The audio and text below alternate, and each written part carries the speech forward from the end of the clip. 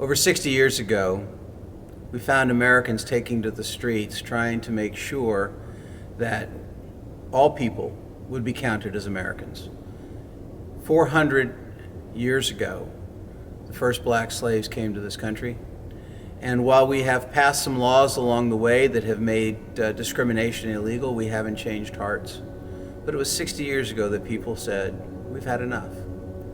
Dr. Martin Luther King is recognized as one of the great leaders of the civil rights movement, and joined with members of the variety of religious and political traditions, we walked the streets and we made the statement that there's a dream that is supposed to govern the future of America.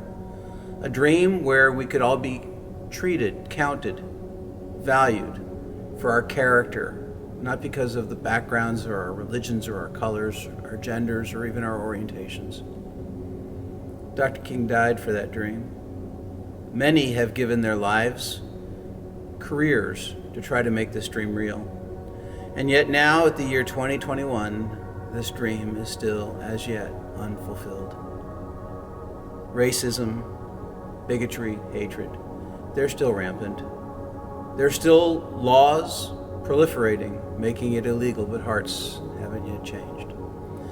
And so we need to have a soul search. We need to have a gut check in America to see what's really happening in our hearts and our souls, and why we are still so afraid to recognize each other's humanity.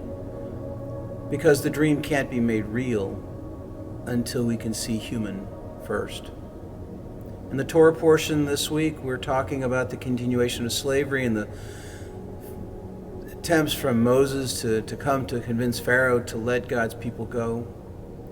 And in the coming weeks, in fact, the plagues will end and the people will be let go. And even as Israel is trying to cross the sea, Pharaoh will approach and try to recapture Israel.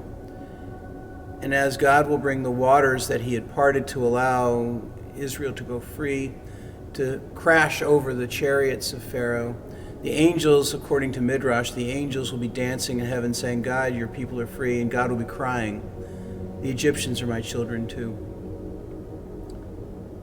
The dream has to become an intentional movement, not just to end discrimination, but to bring light and life to dignity, to love, and to respect. So every year, Monmouth Reformed Temple has joined with Second Baptist Church in Asbury Park to commemorate the relationship that Dr. King shared with Rabbi Abraham Joshua Heschel and so many others as they gave their lives in pursuit of making this dream real. Dr. Samaj Van Zant, the pastor at Second Baptist Church in Asbury, will join me in leading services that night. He will preach the sermon.